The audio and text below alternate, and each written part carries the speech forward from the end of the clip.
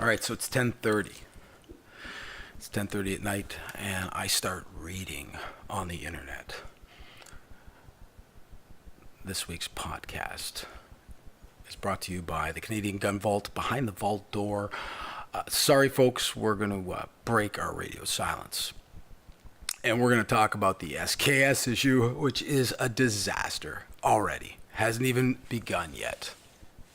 For those of you that haven't been paying attention to the podcast and or taking a close look at the Instagram page, I love to give people heads ups. Let them know I got this bad feeling. And I've been talking about things. We might get these podcasts actually in backwards order. I really would like to, release the other ones first because I definitely make reference to something coming down the pike. I made a 20-year career out of avoiding trouble, being placed in dangerous situations. You start to develop a bit of a nose for it. And so when people are sitting there saying, well, it looks like they're not going to be doing anything. Oh, it won't be that bad. I can assure you, folks, I survived the 90s bans where we lost great guns that a lot of law-abiding people here in Canada did own. Things like AK-47s and G3 rifles, Thompsons, Browning bars, MG34s, some fully automatic, some semi-automatic, but all great guns that people want to own. And out of nowhere, the government swoops in and says, by the way, you can't have any of these. You can keep these, but they can never really leave your house, freely again like they once did. So they're a prohibited class. And they gave them all these designations, and it just made for a really complicated system. There's converted autos, full autos. They had all these different groupings of rifles, small pistol caliber, 12.4s like MAC-10s and Uzis, and these were all semi-automatic guns. So they're designed to go,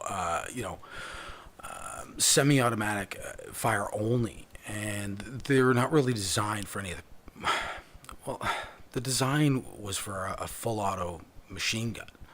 But then they came out with like semi-automatic versions of these guns that, aren't really, for Joe average, easy to convert back to full auto. You got to do some major machining work. And if it's not just right, you definitely could find yourself in trouble.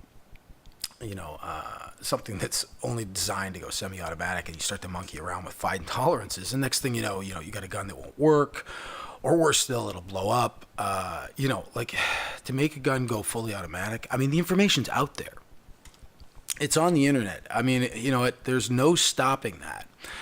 So basically now, you've got these people that have, registered firearms, that are semi-automatic.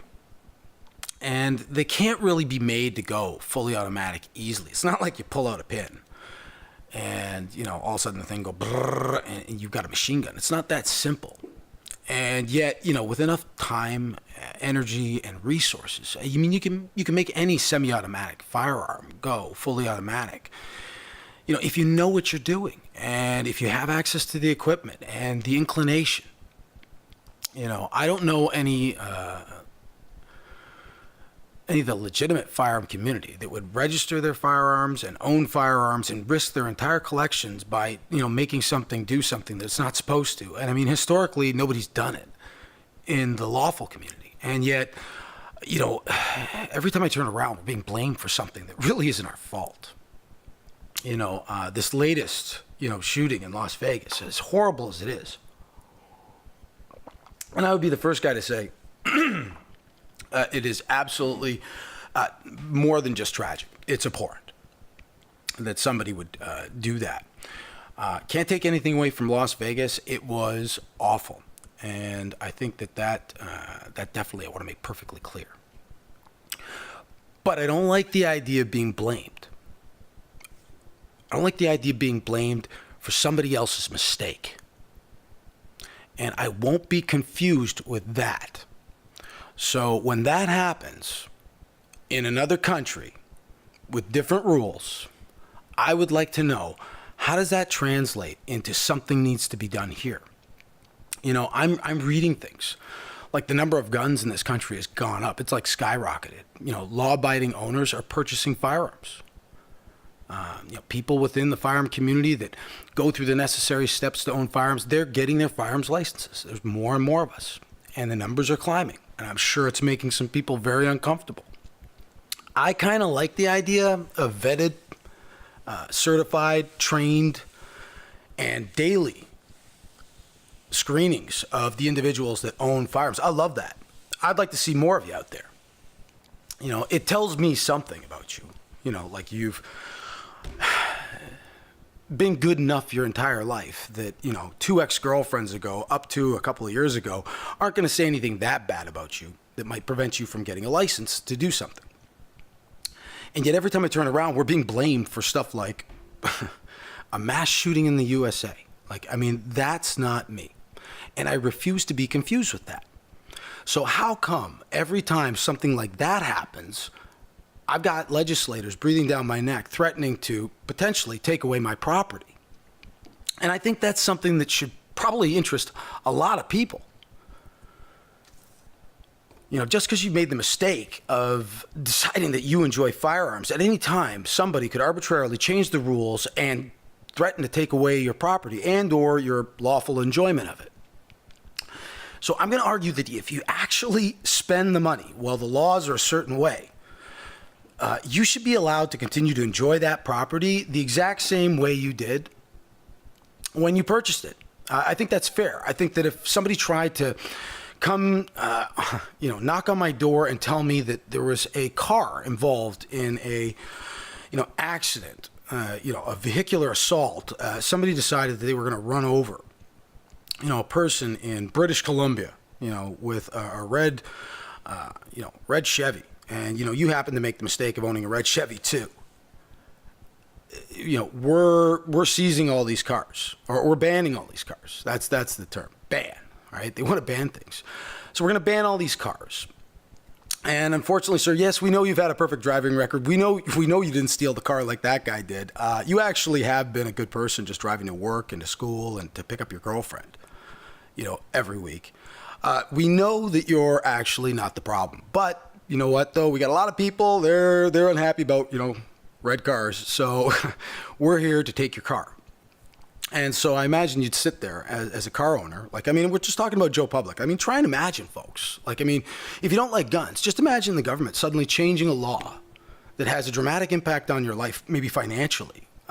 Maybe it's your passion. Hey, how about if somebody walked into your house and told you, I'm sorry, we're seizing all your fishing equipment. Fishing is no longer legal in this country.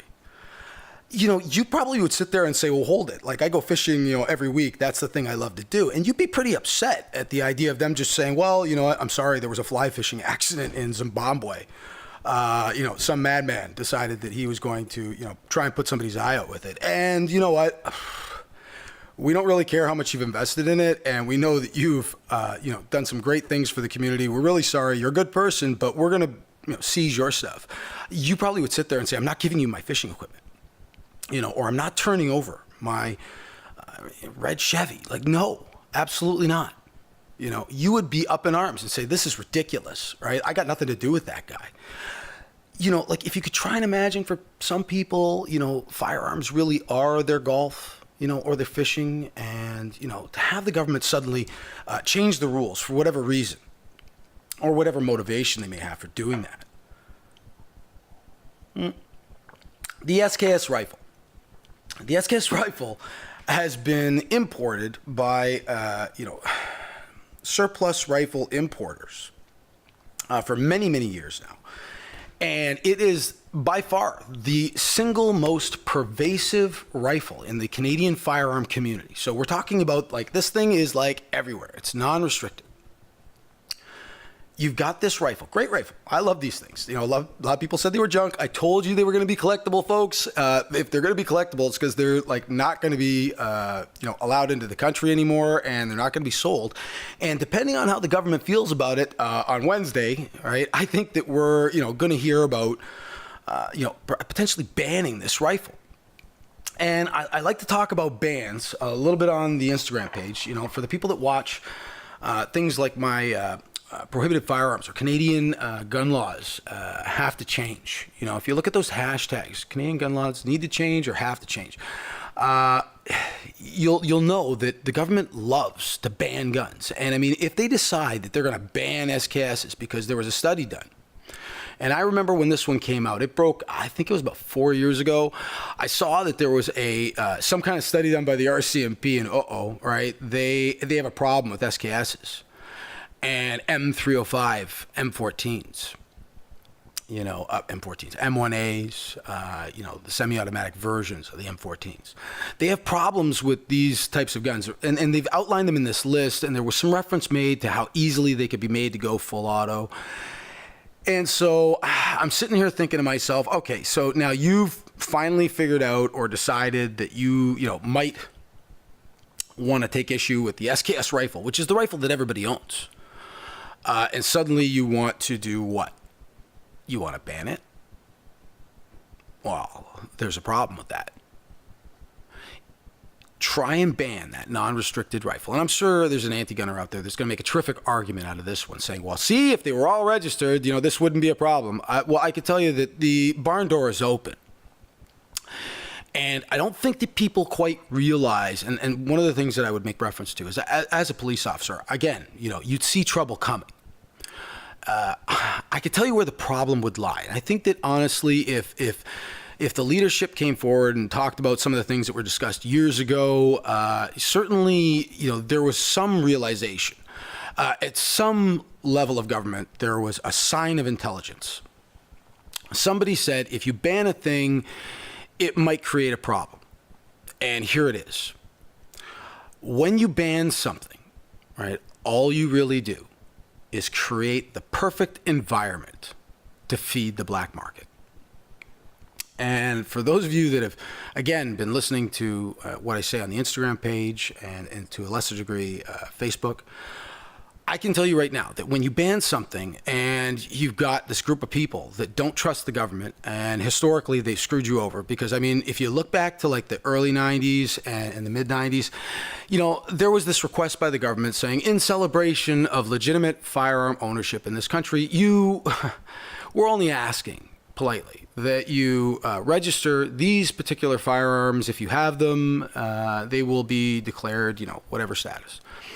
And so then, they had a number of people turn in the guns. And of course, there was a percentage of the population, I truly believe, that decided that they didn't trust the government. They had some of the feelings that a lot of us are having today.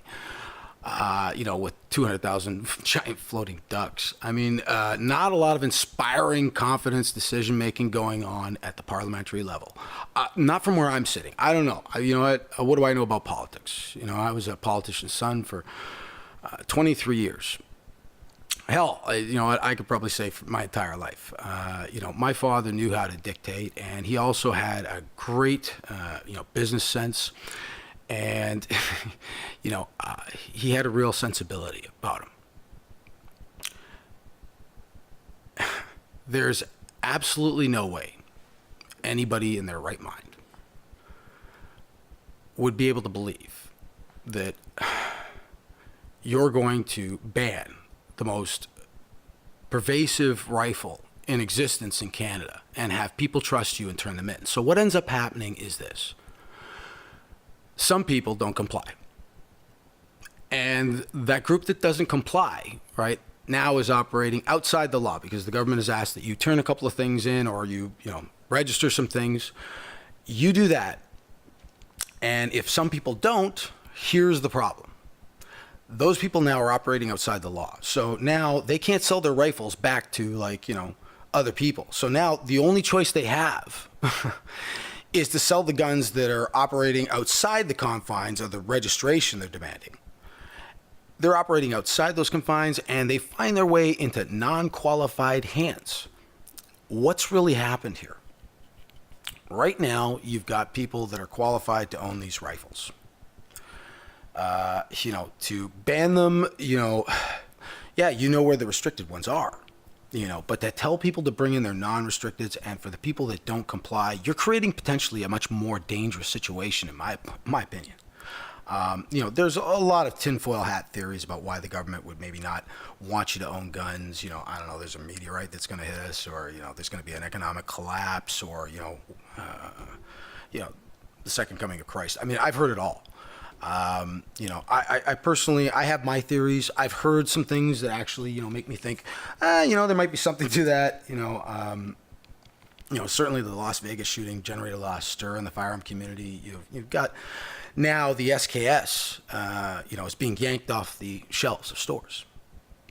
I saw Tracy Wilson doing something early in the morning, and she said that there was, something being told in terms of a story of having some problem with distribution, and their importer that they've been using was no longer renewing the license, and they weren't taking them off the shelves. And yet, there's some sort of email that's circulating around now. I mean, I can't really confirm it. I've heard from, people that I know that are pretty well connected and directly kind of plugged into the matrix in terms of news feeds.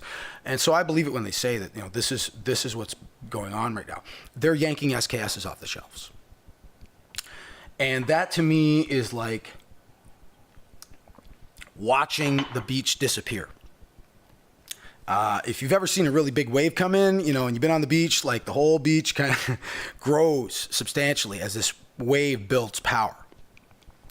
And, I love making analogies for the people that actually, watch me work during my years of service. I love making analogies, and I love comparing things, and if you see, the beach just suddenly growing substantially, and you see the water start to, kind of get a little tall, get ready, hold your breath. We definitely got something coming down the pike, because when a big store in, Canadian culture, like Canadian Tire, starts taking guns off the shelves, I'm thinking that people are covering their asses. You probably got somebody in corporate saying, you know what, they're going to ban them. We can't have them going out the door. I mean, from the minute anybody knows, that there's going to be something happening, that these guns are going to be banned and they can't be sold. If somebody from up top gets wind of that, I mean, money talks, people golf and all that other stuff, you get guys, sooner or later somebody breaks and leaks word. Something big's coming. So you've got, SKS rifles suddenly coming off the shelves, no longer be sold, stop sale. The minute somebody from Canadian Tire actually knows that they're going to be banned or no longer available for sale, if one goes out the door and gets used in a crime and they track it back to that store, they're on the hook, potentially from a legal standpoint. So, it's pretty obvious that something's coming, and people are looking to, make sure that there's, no blame on their part if something goes sideways. The SKS coming off the shelves is a great indication, I think, that we're going to see the resurfacing of this study done by the RCMP indicating that SKSs were bad, and so were M305s, and, and a list of others. If I remember correctly, it was about 8 strong. So, I mean, there's potentially 8 guns on the chopping block. I mean, there's talk of Tavors and other stuff. And I mean, I had spoken to a very, again, credible source and a dear friend of mine in the know. And he told me that something was coming down the pike on the magazines, something to the tune of the large-bodied magazine of like a, AR-15 would no longer be allowed. So, like, you couldn't have these big, long, scary magazines. It doesn't really matter that nobody's drilling out pins and using them for crimes in this community. But if you happen to make the mistake of owning, these magazines that you probably own for, potentially, years, decades, in some cases. Suddenly now you're going to be unable to be in possession of those items. So what do you got to do about that? Bit of a problem. You got about 8 billion magazines out there that are like of the 30 rounder type. There's absolutely no way you're going to collect all those. I can tell you right now that if you tell people to turn them in, I mean, even if I never once endorse breaking the law and I say that everybody should just do as they're told, I can tell you that there's going to be a hell ton of people that are going to hold on to those things and tuck them away. And, you're going to create overnight, potentially tens of thousands of criminals if you do things like change magazine laws like that. So, I mean, I don't know what they're thinking is going to happen. I know that this isn't probably a really good move to make. The firearm community has never been more organized. I'm seeing them starting to really get connected, in social media. The Instagram page is a terrific indication of that. We grew to about 52,000 in a year and a half. There just seemed to be such a great response to people that wanted to, learn about rifles and shotguns and pistols and, the history that goes along with these items. It grew for a reason. We tried our hand at some YouTube videos, did a little bit of shooting. Some people said I, sucked. I can tell you right now that I haven't felt comfortable in front of the camera. And there's a shame, connected to firearm ownership. I had a really good friend of mine say that he, as a gun owner, was ashamed, when he heard about what happened in Las Vegas. He kind of wanted to hang his head. And I remember the 90s. God rest her soul, Vivi Limones was shot. A young lady was shot at a Just Desserts, by 2 criminals.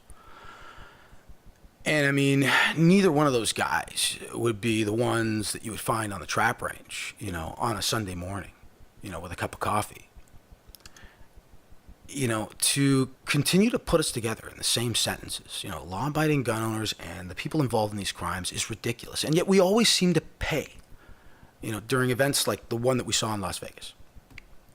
I've got nothing to do with that. That's another country. Right? They don't sell bump stocks here.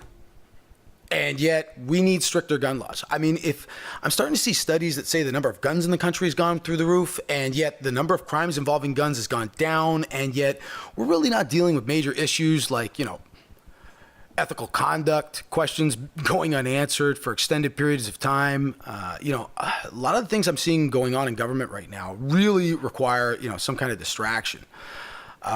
Always nervous about that. A lot of sleight of the hand in politics. It gets a little crazy. I had some exposure to it in 23 years. So these SKS rifles are out there. And I think that we're going to get into some form of reclassification and a request to bring them in. If the government should decide to push that one, I really do feel that, at this stage, love the RCMP, love you guys.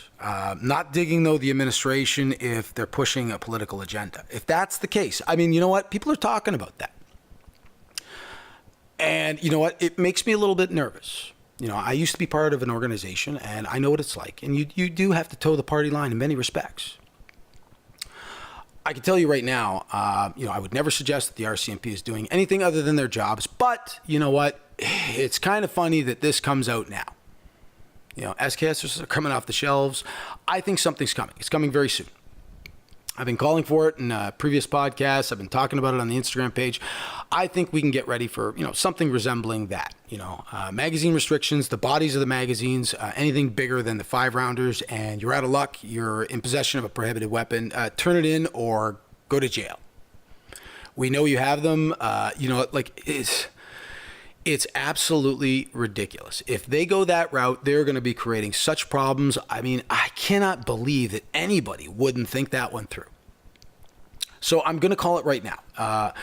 If they decide to reclassify SKSs and request that people bring them in, right, make a law that says that you're in possession of a prohibited device or weapon if you don't turn it in by, if the government's not willing to offer us ample compensation, I'm going to argue that they shouldn't be able to interfere with the lawful enjoyment of something they said was okay, not just a month before. I remember in the 90s, I had purchased a Tech 9 pistol, and it was a cool little piece. It was the junkiest, Uzi. I don't even want to call it a knockoff. If you couldn't afford an Uzi, you bought yourself a Tech 9. And they were a favorite among gang members in the U.S., which, of course, I had nothing to do with. And yet I made the mistake of buying this one 2 months before a ban. And I got a letter in the mail that said, you know what? You're turning it in for destruction or you're going to jail. I remember feeling really not so good about that. And I remember exporting it out of the country. And so I got an ATT to bring it to the U.S. border to leave it. And I made arrangements to bring it to general order storage so that my cousin could import it into the country legitimately. I did that like in good faith. I called up the CFO and I let the border know I was coming, and so I get to the booth and I guess nobody's debriefed the guy. And so I'm going with a Tech 9 to the border to leave it in general order storage so it can be legitimately imported into the United States of America. And I get to the border and I tell the guy, he goes, citizenship, I'm Canadian. What's the purpose of your visit? I'm going to be dropping off a firearm in general orders storage for pickup on the other side after it's, paperwork is done and it's legally imported. He goes, what? Right? And I hear like a buzzer or something, and I could tell something's not right. And he says, go tell that guy over there what you just told me. So I, drive over to the next guy and I tell him. So next thing you know, I've got this place kind of up in arms. I hadn't done anything legally wrong. Like I had gone through the necessary steps to transport it appropriately. Trigger lock case, unloaded state. That's the way firearms travel in this country, legally. And for the people that have licenses, they know, the penalties are pretty stiff if you get caught, with a loaded gun. So, I mean, people are like really well behaved. Like for the people in the legitimate firearm community, they're never in any problems. I don't want to say never, but I mean, sometimes things go wrong and they get in trouble, which is why a group like the CCFR is so fantastic. They offer insurance if you get yourselves into, trouble unknowingly. Like if you make the mistake of forgetting a piece of paper, you might go to jail. Or at the very least, you might get yourself a hefty fine. It's a piece of paper. I don't think there's any need for anybody to go to jail. And yet it's a reality for firearm owners, which is kind of scary. I mean, by our very nature, we actually obey the law. So, I mean, we're kind of easy targets. This is the time, though, when I think it's really important that we get a hold of our lobby group leaders and we say, what's going on? I'm tired of being on the defensive. Every time we just kind of put our shields up, we end up getting pushed back a couple of feet. I don't think that's the way it should be this time. I think that we should take a much more proactive stance on the subject. So I think that it's important that we kind of lean on our lobby leaders. I've never claimed to be a lobbyist. I'm entertainment. I love telling people about the guns, shooting the guns. I like, talking about the historical significance of firearms. But, hey, you spend time on Parliament Hill. There's definitely people that paid lobbyists. They're up there, and I definitely think we got to know what's going on up there. Because something's coming down the pike, and we should have some wind of it by now. Other than releases in the news. Maybe we're going to get ahead of the game and start to complain to our members of parliament. I would beat them to the punch. That's always a good way to go. If we think this thing is coming, why not write into your member of parliament? Why don't we call in? I love encouraging people to call in. When something outrageous happens, I say call Ralph Goodale's office. But you know what, though? I'm going to spare Ralph some of the flack this time. I'm going to suggest that we end up getting, our members of parliament riled. And that means your member of parliament. Call them up. I think that it's really important. This news drops. People are going to be, angry on Friday. Saturday, maybe you're more relaxed. By Sunday, you're kind of tired. Monday, maybe you forget. I'm going to suggest that on Monday, everybody call into their member of parliament. Let's tell them we heard something. All right? It better not be like that. The Canadian firearm owner has been stepped on for 30 years. I can see why some guys would be a little bitter at this point. I might be one of them. Controlled and composed, but maybe just a little bit leery of things that I'm seeing. If you're going to try and turn me into a paper criminal overnight, all right, I'm going to make some noise about it. I'm thinking if something's coming like that we should definitely put our hands up and say, no way. All right, that's not us. I'm thinking that we're going to get some kind of notice that something's happening sometime soon. Let's beat them to the punch, folks. On Monday, and I want you to take the time this weekend. Find out your member of parliament's telephone number. I'm going to call it CGV homework. Get a hold of your member of parliament's telephone number, his email address. Right? Hey, spend an hour. Write something brief. I will not support anybody that imposes further restrictions on legitimate firearm owners while having zero impact on the criminal element. and stop.